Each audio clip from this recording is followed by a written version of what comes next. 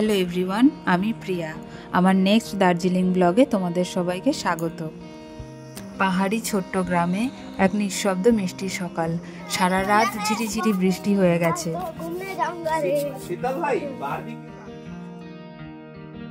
Fresh হয়ে সকাল 7:30 নাগাদ বেরিয়ে পড়ি বাইরেটা ঘুরে দেখার উদ্দেশ্যে।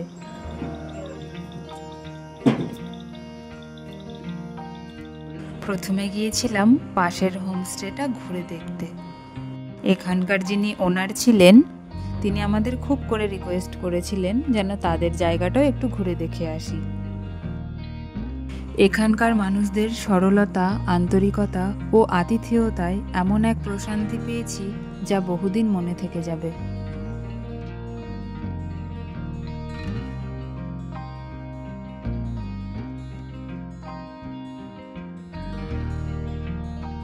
শান্ত সকালের পরিবেশে এরকম একটা জায়গা পেলে কারোরই ফিরে আসতে মন চায় না। চারপাশে ছড়িয়ে আছে চেনা অচেনা গাছপালা, কখনো চমকে দেয় কুয়াশায় ভেজা বুনো ফুল, আবার নাম না জানা পাতার গায়ে শিশির ঝরে পড়ে।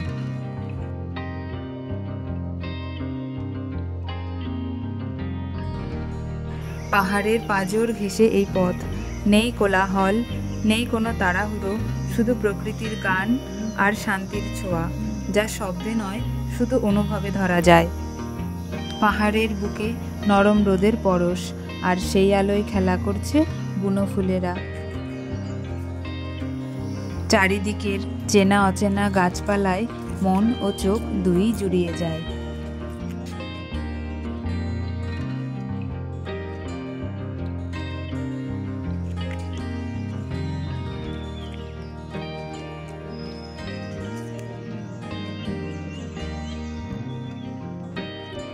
হাঁটছি আমরা, মনটা হালকা হয়ে গেছে। এ যেন কোনো পাহাড়ি গল্পের পাতা, যেখানে প্রতিটা গাছ, প্রতিটা ফুল আমাদের ডাকছে এক অজানা শান্তির দিকে। ফিরে এসে ব্রেকফাস্ট করে রেডি হয়ে নিই। বেরোতে হবে আরও নতুন জায়গার উদ্দেশ্যে।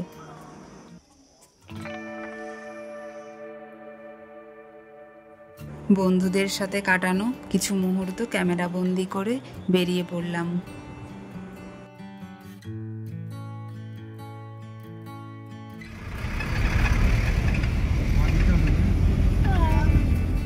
সবুজে ঘেরা পাহাড়ের নিরিবিলি এক শান্তির ঠিকানা লামাহাট্টা ইকো পার্ক।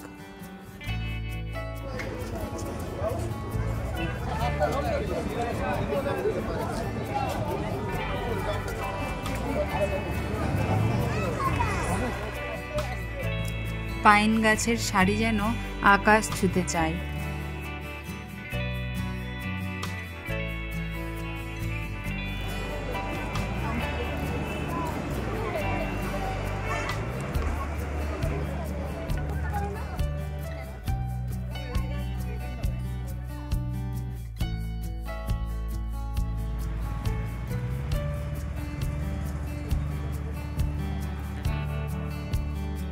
এই জায়গাটা খুব সুন্দর, কিন্তু ছিমছাম, না খুব বড় না খুব ছোট, ঠিক যেন যতটুকু দরকার ততটুকুই দেয়।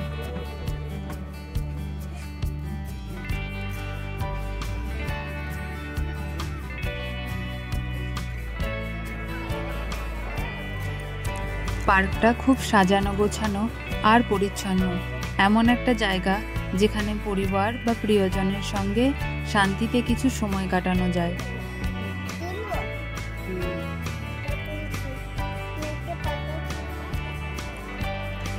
ঝিরঝিরে হাওয়া, ছোট্ট জলধারা, ফুলের গন্ধ আর পাখির ডাকে এক অপার্থিব পরিবেশ তৈরি করে। মনে হয় সময় যেন এখানে ধীরে চলে আর প্রকৃতি আপন করে নেয়। নিঃশব্দতা আর সৌন্দর্যের নিঃশব্দ আলাপন।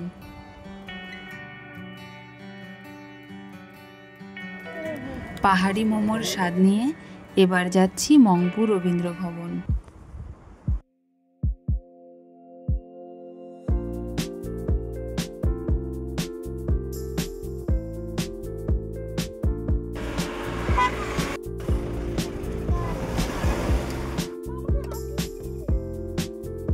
এই জায়গায় একটা ওয়াটারফল ছিল, কিন্তু বাঁদরের উৎপাতে নামতে পারিনি।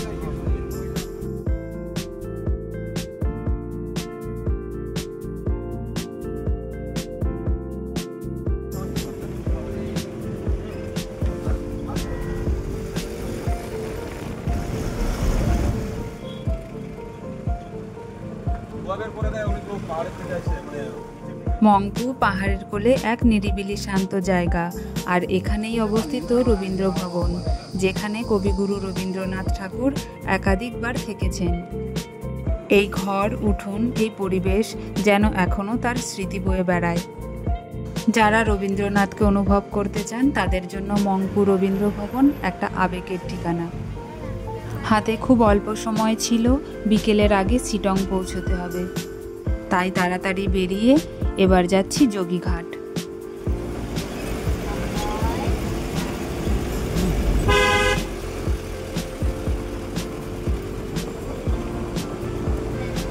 আঁকা বাঁকা রাস্তা এবার নিচের দিকে নামছিল।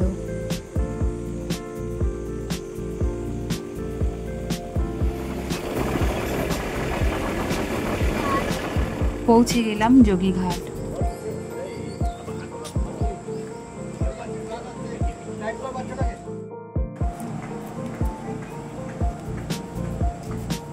যোগীঘাটে আসার পর ছোট্ট একটা ব্রিজের ওপর থেকে টলটলে জল দেখা যায়, যেখানে পাহাড় বেয়ে নেমে এসেছে ছোট্ট এক নদী রিয়াং।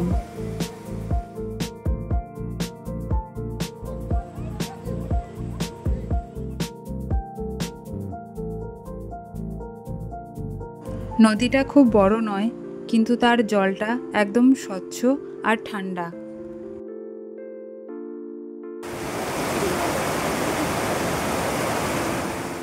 চারপাশে সবুজ গাছপালা, পাথরের খোয়া আর ঝিরঝিরে জলের শব্দ।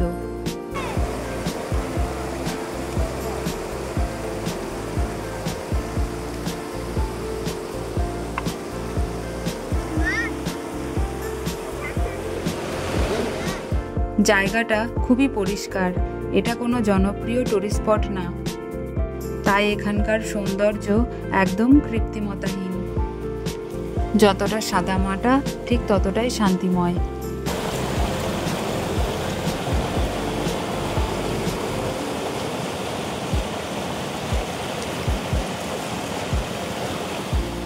যারা প্রকৃতির কোলে কিছুটা সময় কাটাতে চান তাদের জন্য যোগীঘাট আদর্শ জায়গা।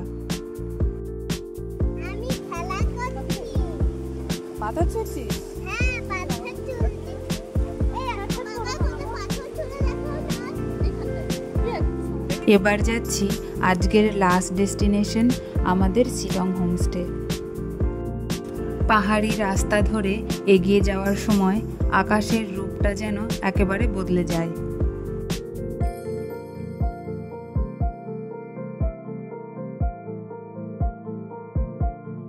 চারপাশে ছড়িয়ে থাকা সবুজ পাহাড়ের চূড়া পেরিয়ে চোখের সামনে খুলে যায় বিশাল এক নীল আকাশ, আর তার গায়ে ঝলমলে সোনালি রোদ লেগে যেন আরও সৌন্দর্য বাড়িয়ে দেয়। সেই মুহূর্তে আকাশটা এতটাই পরিষ্কার আর উজ্জ্বল লাগে।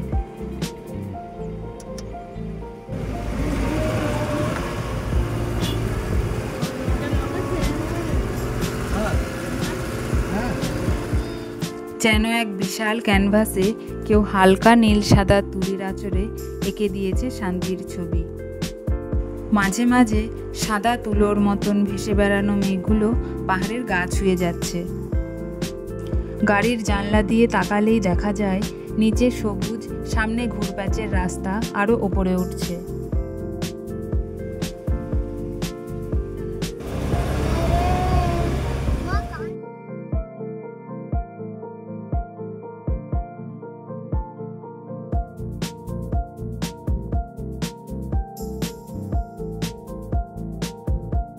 আর এই মুগ্ধ করা আকাশ, মোলায়েম রোদ যেন প্রকৃতি নিজে হাত বাড়িয়ে আপন করে নিচ্ছে। এমন দৃশ্য ক্যামেরায় তোলা যায় ঠিকই, কিন্তু চোখে দেখা আর মনের ভিতর অনুভব করা ওটা একদম অন্যরকম।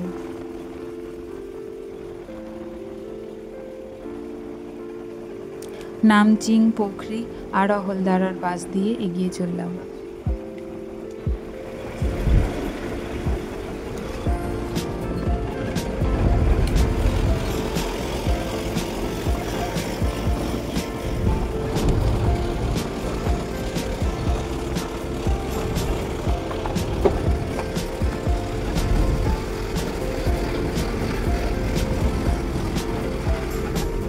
এখানকার মানুষদের মধ্যে বন্ধুত্ব এবং সাহায্যের মানসিকতা ভীষণভাবে দৃষ্টি কাড়ে।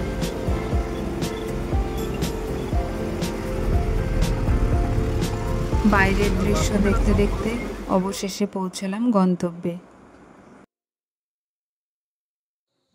সিটং হোমস্টে পৌঁছানোর পরেই প্রথম চোখে পড়ে চারপাশের পাহাড়ি দৃশ্যটা। সারি সারি সবুজ পাহাড়, তার গায়ে হালকা মেঘের ছায়া আর রোদের ঝলকানি। হোমস্টেটা খুবই ছিমছাম, শান্ত পরিবেশে। মাটির গন্ধ, পাখির শব্দ আর খোলা হাওয়ায় মন তরতাজা হয়ে যায়। প্রকৃতির ছন্দে যেন সময় কেটে যায়। খাওয়া দাওয়ার পরে বসেই একটু সময় কাটালাম। সন্ধ্যা তখন নেমে এসেছে। পাহাড়ের কোলে আমাদের হোমস্টের উঠোনে ঠান্ডা হাওয়ার মাঝে জ্বলে উঠেছে বারবিকিউর চুল্লি। ধোঁয়ার সঙ্গে মিশে যাচ্ছে মশলার ঘ্রাণ আর চিকেনের সিজলিং শব্দ। একটা ঘরোয়া উৎসবের আমেজ তৈরি হচ্ছিল।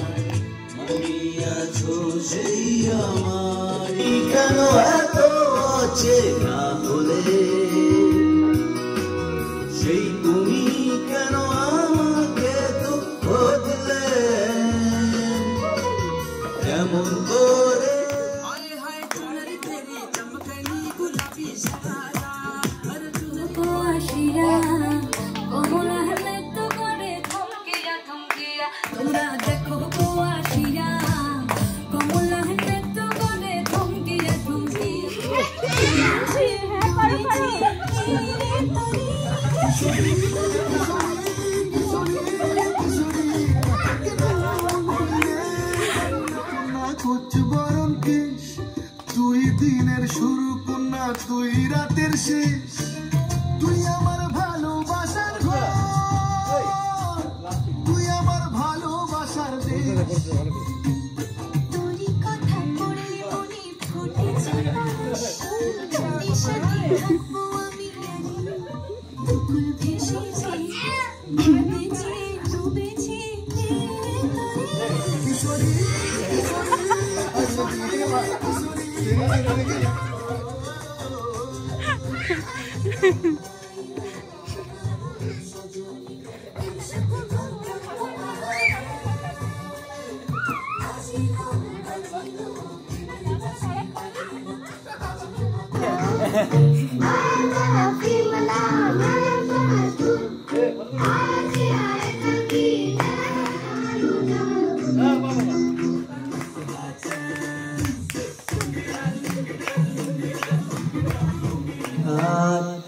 I will only too long. Oh, I can't be so strong. Give the chance for romance, take my heart. এই ছিল আমাদের পাহাড়ি দিনের গল্প। দেখা হবে পার্ট 3-তে মন ছুঁয়ে যাওয়া নতুন অভিজ্ঞতায়। Cherry, cherry lady, going through the motion.